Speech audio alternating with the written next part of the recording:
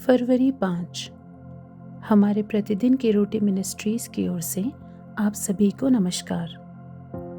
आज का हमारा संदेश लिखा गया है टिम गुस्ताफसन की ओर से, जिसका शीर्षक है आत्मसम्मान बढ़ाना, और पवित्र शास्त्र का भाग है यूहन्ना 8 अध्याय 2 से लेके 11 आयत तक, जहाँ पर कुछ यूँ लिखा है।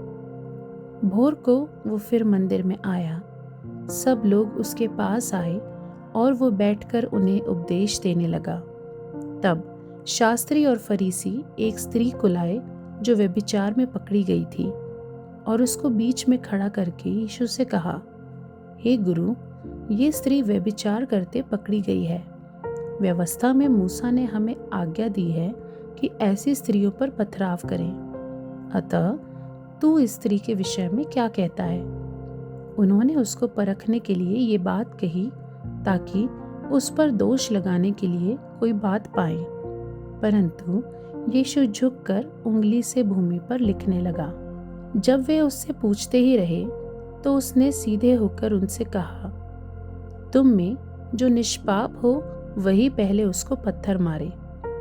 और फिर झुककर भूमि पर उंगली से लिखने लगा।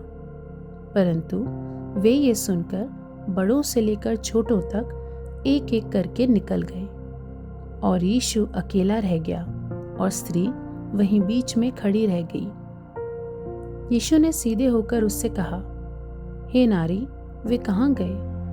क्या किसी ने तुझ पर दंड की आज्ञा ना दी?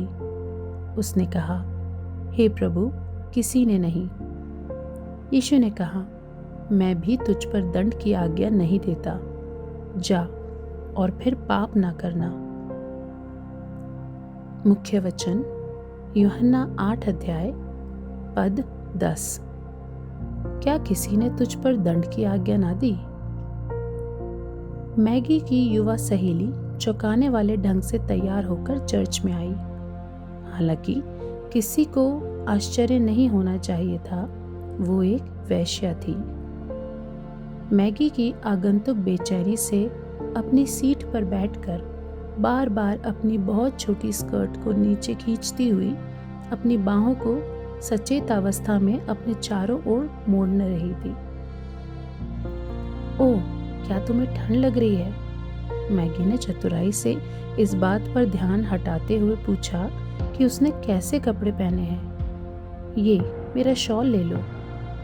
मैगी ने दर्जनों लोगों को चर्च में आने के लिए आमंत्रित करके और उन्हें सहज महसूस कराने में मदद करके यीशु से परिचित कराया। सुसमाचार उसके लुभावने तरीकों के द्वारा चमकता था।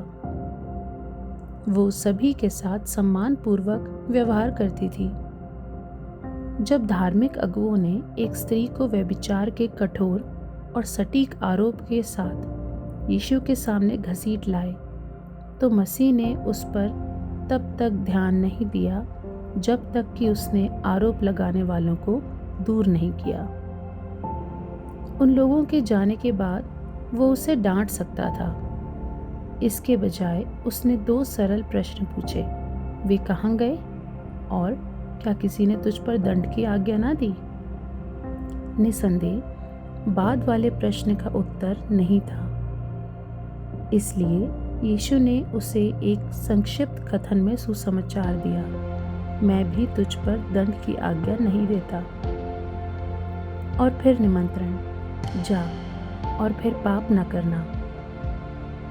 लोगों के प्रति वास्तविक प्रेम की सामर्थ्य को कम मन आकिए। प्रेम का वो प्रकार जो निंदा करने से इनकार करता है, यहाँ तक कि हर किसी को गरिमा और क्षमा प्रदान भी करता है।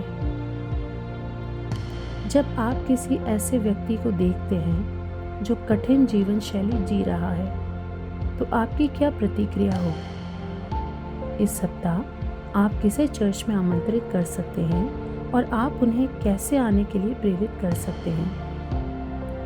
अनुग्रहकारी परमेश्वर, कृपया मुझे आलोचनात्मक भावना रखने के लिए क्षमा करें और दूसरों को आपका प्रेम और कृपा दिखाने में मेरी सहायता करें। आमीन।